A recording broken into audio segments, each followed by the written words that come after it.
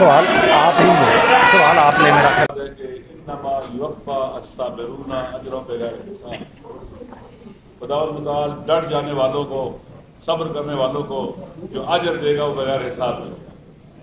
پاکستان کی تاریخ میں پی ٹی آئی کے ورکرز نے، لیڈرشپ نے صبر کرنے کی، مقاومت کرنے کی، ڈٹ جانے کی تاریخ رقم کی، اور یہ سلسلہ بھی تک جاری ہے۔ آپ سب جانتے ہیں کہ کس طرح سے حکومت کو گرایا گیا عالمی ایجنڈے کے تحت، اور ان کے داخل میں جو گھس بیٹھیے تھے انہوں نے سہولت کاری کی اور ایک سٹیبل گورنمنٹ کو گرا کر پورے ملک کو بحران کا شکار کیا اور ظلم و ستم کی انتہا کی۔ تمام غیر قانونی اور غیر آئینی اقدامات کیے گئے اور ہتھکنڈے کیے گئے کہ لوگوں کو ڈرا دیں، خوفزدہ کر دیں، مایوس کر دیں، اور اس طرح سے ان کا جو ایپیسوڈ ہے وہ کامیاب ہو جائے۔ ان کی مس کیلکولیشن تھی، انہوں نے پی ٹی آئی کی لیڈرشپ کو نہیں پہچانا تھا، عوام کو نہیں پہچانا تھا، جس کے نتیجے میں ان کا ہر قدم انہیں دلدل میں لے کے جاتا گیا۔ وہ ساتھ ساتھ پاکستان کو بھی ڈبونے کی پوری کوشش کرتے رہے۔ انتظار تھا الیکشن کا، غیر آئینی طور پر الیکشن کو ڈیلے کیا گیا، غیر قانونی طور پر الیکشن کو ڈیلے کیا گیا، اور جب منعقد کرنے کا وقت ہے تو آپ دیکھیں کتنے بے ڈھنگے انداز سے، کتنے غیر قانونی، غیر آئینی طریقے سے الیکشن کو انہوں نے منعقد کیا۔ آپ جانتے ہیں کہ لیڈرشپ کو پریشر ڈالا، جعلی پرچے کاٹے گئے، عورتوں کو بند کیا گیا، جوانوں کو بند کیا، 10-12 ہزار جوان پریشر ڈالے گئے، لوگ ڈرایا گیا، دھمکایا گیا، کینڈیڈیٹس کو اٹھایا گیا تاکہ لوگ ڈر جائیں، خوفزدہ ہو جائیں، لیڈرشپ کو جیل میں ڈال دیا گیا، کیسز جعلی بنائے گئے، اور اس کے بعد تاکہ مایوس ہو جائیں جیلوں میں ڈالا گیا، سزائیں دینا شروع کر دی، اور اسی طرح سے نشان چھین لیا۔ آزاد امیدواروں کو بھی ڈرایا گیا، دھمکایا گیا تاکہ کئی نشان ہوں گے، لوگ دھوکہ کھا جائیں گے، نا امید ہو جائیں گے، نہیں آئیں گے۔ لیکن لوگوں نے ان کی اسٹریٹجی کو کہ کم سے کم لوگ شریک ہوں، مایوس ہو جائیں، الیکشن میں بھرپور طریقے سے شرکت کر کے ان کو ناکام بنایا، نامراد بنایا۔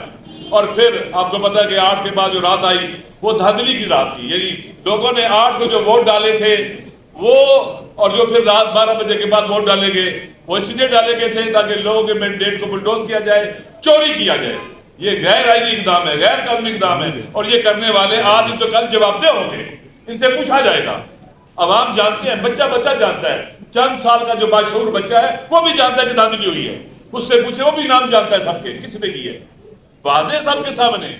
اگر لوگ اپنے جو ڈومین سے باہر نکلیں گے، جو ان کی ذمہ داری سے باہر نکلیں گے، تو پھر الیکشن جو ہوا ہے، عموماً الیکشن کس لیے ہوتے ہیں؟ بحرانوں سے نکلنے کے لیے۔ یہاں الیکشن کو بلڈوز کر کے بحران کھڑے کیے گئے، مشکلات کھڑی کی گئی۔ پاکستان کے عوام ڈرنے والے نہیں ہیں، مایوس ہونے والے نہیں ہیں، نا امید ہونے والے نہیں ہیں۔ پاور پالیٹکس میں پہلے بھی کہتا ہوں، کرنے والے ان چیزوں کو نہیں سمجھ سکتے، وہ چوری شدہ مینڈیٹ کو بھی لے کے فخر محسوس کرتے ہیں، اور بعض اوقات کہتے ہیں کہ دھاندلی ہوئی ہے، وہ اسی لیے کہتے ہیں کہ ان کے حق میں جو ڈکیتی ڈاکہ ڈلنا چاہیے تھا وہ کم ڈلا ہے، اور ان کو تکلیف ہے، چھوٹی ڈکیتی ہوئی۔ پاکستان کے عوام نے جن کو رد کر دیا، جن کو ٹھکرا دیا، ان کو مسلط کرنے کی کوشش کی جا رہی ہے۔ دیکھیں اسٹریٹجی میں کہتے ہیں کہ فیلئر کو ری انفورس نہیں کرنا چاہیے۔ انہوں نے ایک اسٹیبل گورنمنٹ کو گرا کر پی ڈی ایم کی شکل میں ایک فیلئر کو ری انفورس کیا، اسٹریٹجی غلطی تھی، شکست کھائی، اب پھر دوبارہ فیلئر کو ری انفورس کر رہے ہیں، بدترین شکست کھائیں گے اور رسوا ہوں گے۔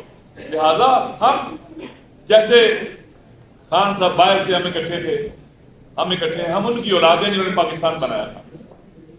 ہم فرقہ واریت پھیلانے والوں کو کبھی بھی کامیاب نہیں ہونے دیں گے۔ ہم پی ٹی آئی پر کبھی بوجھ نہیں بنیں گے، بوجھ اٹھانے والے بنیں گے، ساتھ دینے والے بنیں گے۔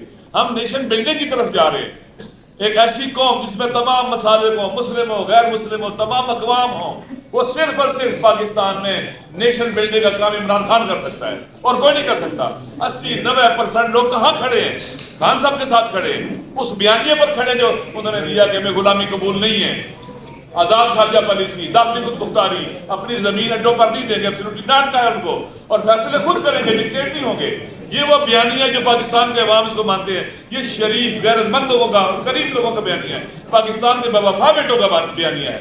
انشاءاللہ ہم اسی طرح سے آگے بڑھیں گے جیسے پاکستان بناتے وقت اکٹھے تھے، اب پاکستان کو بچانے کا مرحلہ ہے، ہم اکٹھے ہوں گے، ہاتھوں میں ہاتھ دیں گے۔ ہمارا آپس میں بہت اعتماد ہے، بہت ٹرسٹ ہے۔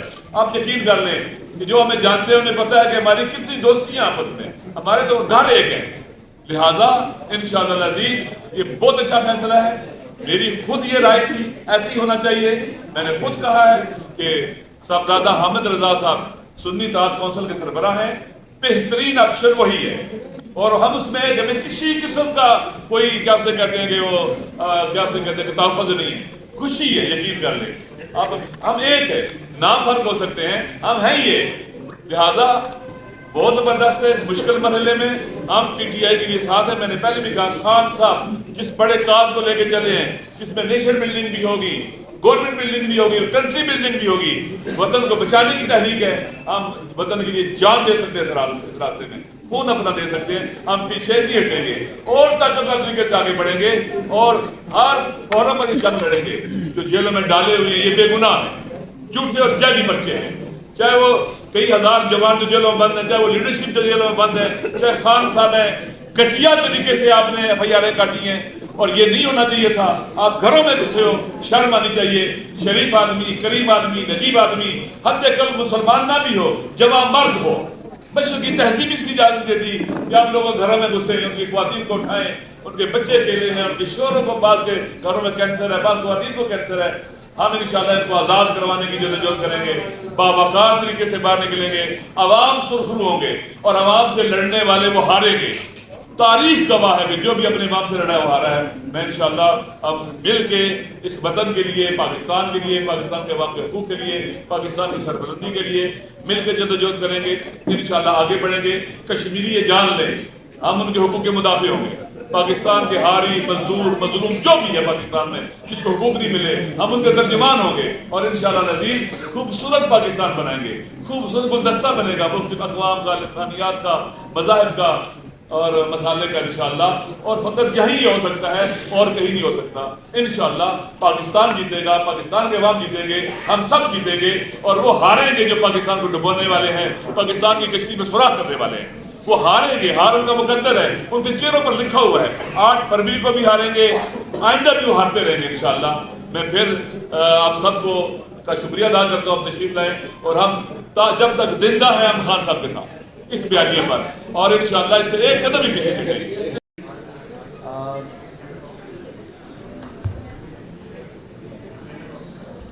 آج کچھ بہت اہم اعلانات کرنے جا رہے ہیں اور چیئرمین